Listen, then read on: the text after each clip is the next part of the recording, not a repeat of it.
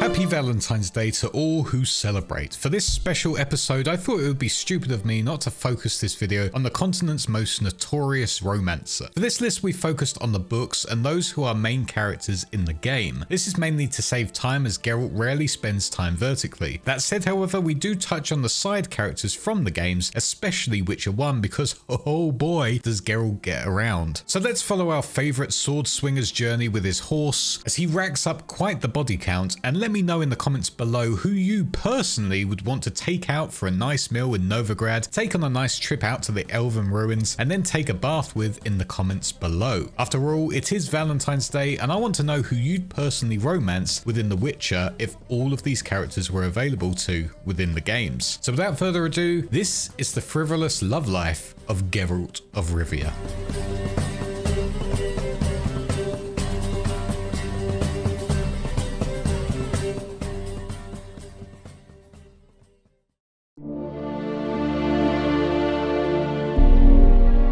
Young love. We are first introduced to the character of Renfri through the mage Stregabor's account of how he ended up on the run from her. Renfri started her life as a princess, the daughter of Fredifolk of Craden. Having lost her mother when she was young, her father had remarried to a woman called Aridea. According to Stregobor, Aridea was the possessor of a magical mirror that could predict the future, but she was less concerned with being the fairest of them all and more interested in the fate of her country. What she foresaw in the mirror was a horrible death for her family and her subjects at the hands of her stepdaughter. Upon consultation with the mage, he concluded that Princess Renfri, by being born close to an eclipse and displaying various violent tendencies, that she must be a mutant. This was further confirmed to him when he did various tests and curses on the child. Aridea decided to have her stepdaughter dealt with by a huntsman who was apparently violently killed with a brooch, and the little girl had disappeared only to return years later as Shrike, a name she received due to her habit of impaling people she robbed on a highway. She was also living with 7 gnomes. Despite Stregobor turning the princess into a slab of mounting crystals, throwing her down a mine with her 7 gnomey friends, and causing the tunnels to collapse, entombing them, Renfri was luckily rescued by a prince who knew a counter curse, and in return he found himself king not long after, his father and siblings having mysteriously died. However, her hatred for Stregobor remained, and she attempted to kill him 5 times until he went into hiding in Blaviken. The mage, however, was powerless to do anything by now, as her mutation had apparently made her resistant to magic. Geralt is not completely convinced by Stregobor's story, and so declines his contract and instead ventures to the Golden Court Inn. Whilst there, he discovers that someone by the name of Shrike has arrived and is sat in an alcove with 6 men. Renfri has eyes the colour of the sea, is almost as tall as Geralt, and has straw-coloured hair which is roughly cut to fall just below her ears. Geralt warns Renfri not to go after Stregobor, as the mage is so well protected in his tower that he realises that she will have decided to kill many people in Blaviken to get to Stregobor, and Geralt cannot allow it. Renfri suggests they talk later. When Geralt goes up to bed at the alderman's house, he discovers Renfri has broken into his room. She gives Geralt her side of the story. The huntsman was indeed sent to kill her on Stregobor and Aridea's orders, but assaulted her instead and let her go. In order to survive after fleeing her would-be assassins, she resorted to theft, selling herself and murder in order to survive and not to starve or be killed herself. Renfri's version of events sees Stregobor and Aridea being the ones that pursued her across the continent, not the other way around. The former princess tries to convince Geralt to help her avoid any unnecessary bloodshed, and that is for Geralt to enter Stregobor's tower and kill the mage himself. Geralt of course declines, as he did Stregobor's offer, but that is not the end of their meeting. Renfri decides she can't possibly return to her companions on her own in the dark, so therefore must stay the night in Geralt's room with him. The following morning, Geralt wakes to find Renfri gone and realizes that she intends to kill the townsfolk one by one until Stregobor comes down from his tower, sacrificing himself to save the innocents of Blaviken. Arriving at the market, Geralt takes out 6 companions of Renfri and then faces her himself. His choice has been made for him, it seems. In order to save the innocents, Renfri must be killed, and that is the sad end of what is the first known love of Geralt of Rivia.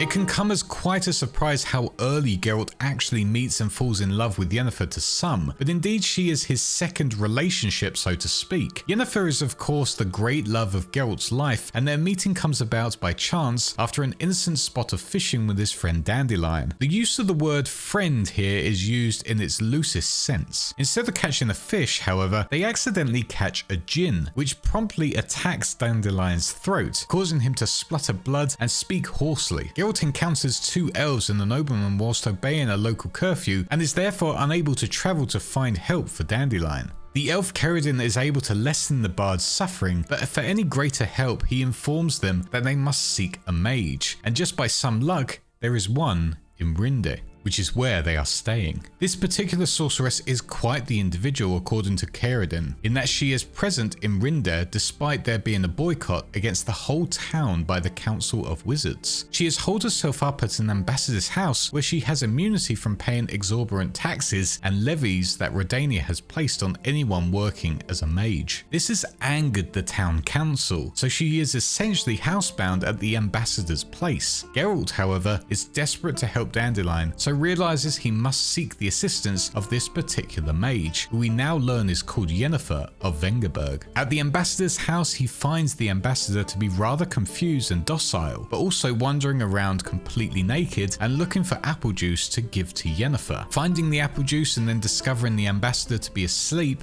Geralt takes the apple juice upstairs to encounter for the first time his great love. First impressions are everything according to some person, and Geralt finds Yennefer in a messy room completely naked and asleep. After clearing his throat a couple of times, Yennefer awakens without any embarrassment for her situation and thanks him for the apple juice. Geralt tries to explain what has happened to Dandelion, but is completely delayed by the sorceress, who at first wishes to know about how being a witcher works and then insists that she can't do anything without having a bath first, but reassures him that she will help his friend as he was so kind to bring her the apple juice when he didn't have to. Before Geralt can get his hopes up of being able to explain everything to Yennefer and getting to watch her bathe, she turns herself invisible, so all he is able to discern is her outline covered in bubbles. Yennefer listens diligently and definitely intrigued by his story as she asks him to help her fasten her dress. Finally, they set off to rescue Dandelion via a portal, which Geralt is not too keen on. Whilst Yennefer is tending to Dandelion, Cerridon expresses his suspicions of Yennefer to Geralt. He warns him that she never does anything for someone else if there isn't some advantage for herself, but Geralt simply thinks that Cerridon is exaggerating, as to him, Yennefer just likes to show off, and compared to other mages he's encountered, she is charm and kindliness personified. Here's looking at you, Strigabor. Cerridon admonishes Geralt for falling for Yennefer's charm and beauty, and not realizing that they are her greatest weapons. But it is here that we learn that sorceresses are altered by magic to remove any unsightly features, but that would never make them a great beauty. And indeed, Geralt doesn't see Yennefer as being so. Therefore, Geralt thinks he is completely immune to anything Yennefer might have planned, and doesn't see how her helping Dandelion and doing a good deed could possibly go wrong. Oh, Geralt. Of course, when Yennefer invites him in to see how the ailing Dandelion is doing, he notices that she has traced a red pentagram in the middle of it. Yennefer confesses that this is a trap and that he must hand over the djinn's seal before she casts a spell on him to control his mind and have him fulfill her every command. Geralt awakens in prison with Cerridon and learns that whilst under the control of Yennefer, he had punched a pawnbroker in the teeth, had pulled down the trousers and spanked an apothecary, beat all of the guards with a cane, and was just finishing blaspheming outside a temple when other guards turned up and he fainted. All the people he attacked were on the town council, which was trying to get rid of Yennefer, and now were also going to decide Geralt's fate. Just before Geralt was to be sentenced, Dandelion lands in the middle of his trial to declare his innocence, having been sent by Yennefer to use this as his last wish, thus guaranteeing Geralt would be freed. Believing that uttering his last wish, Dandelion had inadvertently caused the djinn to be captured by Yennefer. Something, though, had clearly not gone to plan, as instead the djinn was circling above the roof of the tavern where Yennefer had been tending to Dandelion the night before, and causing a cyclone to ravage the rest of the town. It is too late for Geralt. He knows he has to save Yennefer from the djinn, so reverses the portal portal that sent Dandelion to him and lands in the tavern where he finds the sorceress struggling against a very angry djinn. Geralt is trying to save Yennefer, and now Yennefer is trying to save Geralt or get him out of the way. It's pretty unclear. Yennefer opens a portal for Geralt to escape, but he pulls Yennefer through it as well, landing in the middle of a packed ballroom and covered in oysters. Amongst the revelers, Yennefer and Geralt have a blazing row over who is more wrong. Geralt for not letting Yennefer handle the djinn, or Yennefer for thinking she could handle it at all. Yennefer then slaps Geralt, kicks him in the shin and jumps through the portal, but Geralt just about manages to recover himself to follow her through the fading portal. Once they had landed back in the tavern, Yennefer continues to attack Geralt until he eventually confesses that it is he who has the wishes, not Dandelion. When Yennefer insists that Geralt expresses his greatest desire, he realizes exactly what it is he wants. He utters his wish. The building explodes. The djinn escapes. Amongst the rubble, Yennefer apologizes, but can't believe that after all of that, Geralt wished for her. Finding this rather endearing, they consummate the wish. This first encounter really sets the standard for what is to come for Geralt of Rivia and Yennefer of Vengerberg, in that their future meetings are more often than not dramatic and painful, but also that they are tied together by destiny. In any other fairy tale, that would be it. Geralt would be a kept man and the story would end. But it's Geralt, so let's get on with the others.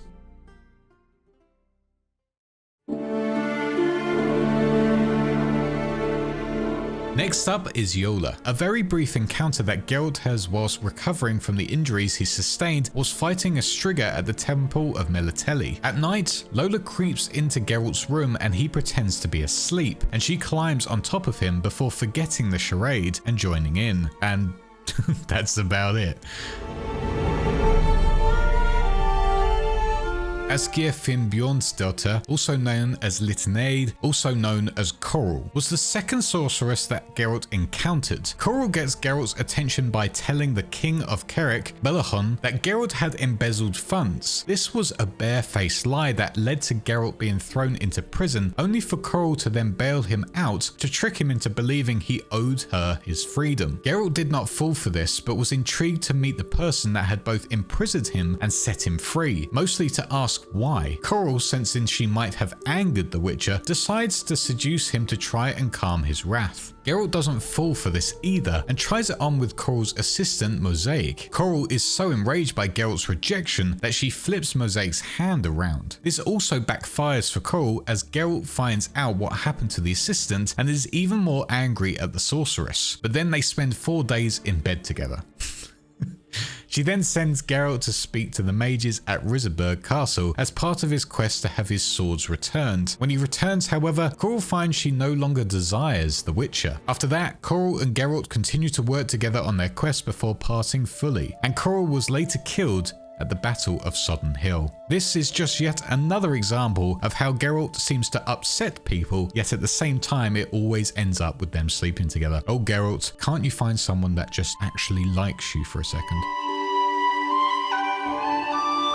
Whilst Geralt was on a contract to find and kill a basilisk, the men that had hired him had decided to steal from him instead. Fortunately for Geralt, a kindly man by the name of Borch 3 Jackdaws turns up in the nick of time to have his 2 Zerrikanian warriors, Teir and Ver, dispatch the would-be thieves. Upon his return, Geralt is grateful to Borch, Teir and Ver, but there is more to their selfless act than at first meets the eye. At a local inn, Borch and Geralt discuss dragons, whether they should be killed even if they cause havoc, and if it is possible for golden ones to exist. As the evening grows later, Borch decides that they have done enough talking and asks the innkeeper for a tub that will fit 4 people to be taken upstairs, and then asks Geralt whether he prefers Teir or Ver. Geralt is at first confused, but seems to go with it, and the rest is up to our imagination. The 4 of them later go on a quest to save a dragon, which is under persecution, only for it to be revealed that Borch has been a dragon by the name of Villain Trettenmirth all along. The TV show did show these 2 characters, but like many things, they were completely changed, and this scene was taken out, which is probably understandable as I'm not sure what it adds, but it certainly gives an insight into what Geralt is like, but also how ridiculous Borch is as a character as well.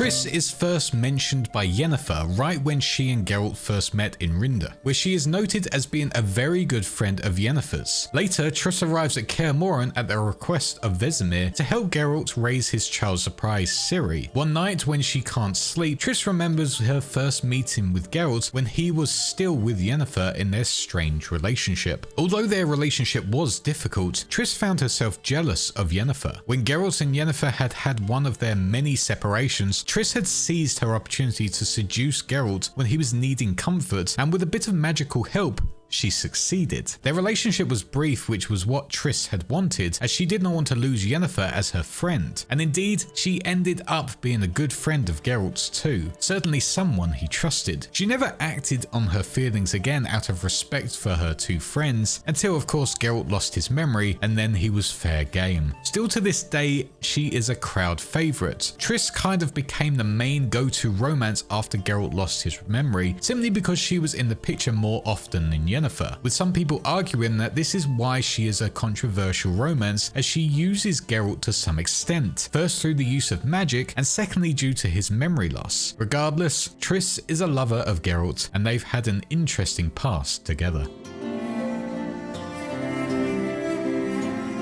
Shani is a friend of Dandelion's who is a medical student at the Oxenfurt Academy when we first meet her. Dandelion is aware that at this point he is being followed due to his association with the Witcher and considers Shani trustworthy enough to share his suspicions with her, and he tells her to go to his room where she will find the famous Geralt, but to not tell a soul. After Dandelion is cornered and interrogated by Dijkstra and Philippa Ironheart, where he lies about Geralt's whereabouts, he avoids suspicion by returning to the academy to finish his day, and then from there manages to lose himself in a crowd and climbed over rooftops to return to his rooms through the window, where he finds that Shani has fully acquainted herself with Geralt and covers herself very quickly with a sheet. Shani is another person who after her encounter with Geralt becomes his trusted friend and ally, helping him track down the fiend Rience and featuring throughout his story once again, becoming another love interest when Geralt is troubled by a creature known as simply Gaunter O'Dim, a real crowd favourite who many want to romance on their playthroughs, and you'll be happy to hear that Geralt at some point in his life has agreed with you and has followed that urge, making her yet another number in his ridiculous stash of lovers.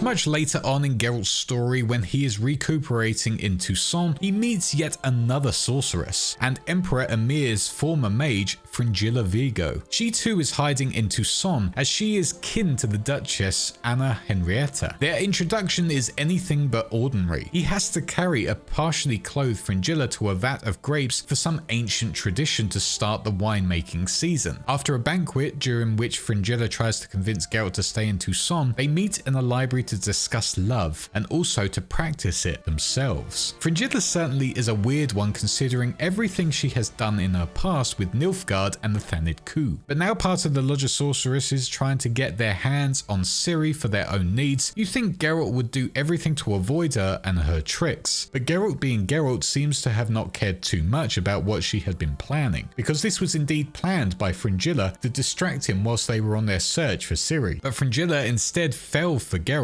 and them sleeping together became more emotional than what was originally intended. Either way, it still seems off for Geralt to add Fringilla to his list, but there we go. Nothing will stop this Witcher on his romance side quests.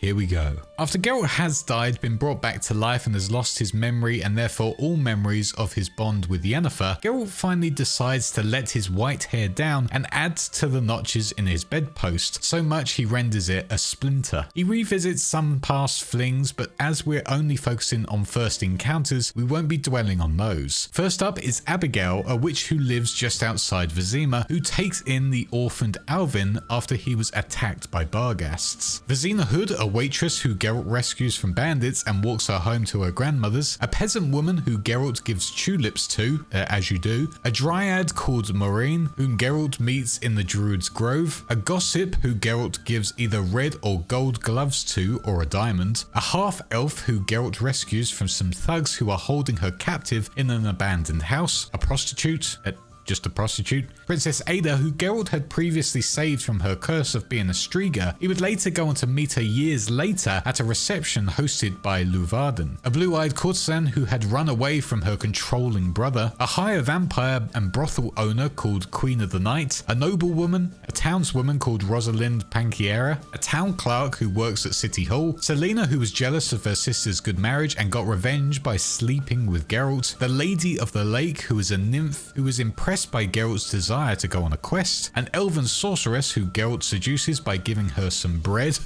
a woman from the village of Murky Waters. And next we have some honourable mentions from this period of Geralt's life, namely Turavel, a Scoia'tael leader, White Rayla, a soldier from Aedirn, 2 nurses who Geralt escorts to Shani's hospital, Sabrina Glevizig, another sorceress who Geralt meets in a camp outside Kaer Morhen, Deirdre Edmain, a grown-up child surprise of Eskils, who like Renfri was born under an eclipse. Later on in Geralt's life he seems to calm down a bit, or perhaps becomes a bit busier, as his encounters do suddenly decrease. Nonetheless, Geralt hasn't clipped on his chastity belt just yet, and what better way to prove it than to start with a succubus, who promises him unearthly pleasures. An elven woman called Mottle, who Geralt comes across selling herbs at a market after he has rescued a group of elves whom she is a part of. Then there is Vess, part of the company led by Roach. He defeats Vess in combat, which gains her attention, and then compliments her beauty, which seals the deal. Lastly, Geralt meets Cynthia at Philippa Eilhart's house, where she is being questioned. Later they meet again to discuss an artifact at the Eternal Fire Inn, where their mutual interest is acted out. As we get to the end of Geralt's story, he has now had his memory restored, and his beloved Yennefer is returned to him. Surely the rekindling of this romance would mark the end of his lusty ways. Well, you would be wrong. After reuniting with Yennefer, Geralt finds himself seeking a witch that had apparently quarrelled with Ciri. This leads him to the door of Keira Metz, who has fallen on hard times since the Lodge of Sorceresses were disbanded. Working as a simple herbalist and cunning woman, Keira agrees to help Geralt find an elven mage that had contacted her that might hold the key to finding his ward. After travelling through a sunken elven city ruin and fighting the wild hunt to get the elven mage's message, Keira then asks Geralt for help in return. According to her, an island is haunted by a terrible monster which resides in the tower that used to be home to a powerful sorcerer. Geralt agrees to go, defeating the pester and freeing the island from its curse. Keira is very grateful to Geralt and requests a night spent together having dinner and sleeping under the stars by the lake. This, however, is a trap for Keira to get the island's sorcerer's notes, but still Geralt seemed to have a nice time even if he did lose his shoes. Later, Geralt gets the chance to enter a Gwent's tournament, the start of all of the best stories. Having played Madame Sasha, she invites Geralt to dinner. Is it ever just dinner, however? After reuniting with Yennefer once again and undoing the work of the djinn that brought them together so they can theoretically be together by choice, Geralt does the most romantic thing and agrees to a duel with the Skellige Yuta. However, when he wins, she tells him that she had promised herself to only bear the children of a man who could defeat her. Geralt explains that he is sterile, but they go for it anyway. Isn't that the most Witcher-related relationships you've ever heard? Finally, and I really mean finally this time, the last relationship Geralt has had to this date is when he arrives in Toussaint, where he finds that the Duchess Anna Henrietta's sister, Tiana, is slowly dispatching of anyone who wronged her as a child, being that she was presumed to be another cursed princess of the eclipse of the Black Sun. After he rescues her from a storybook in which the fairy tale world is real, they defeat a giant in the clouds, and Tiana shows her gratitude to Geralt in a floaty sort of way.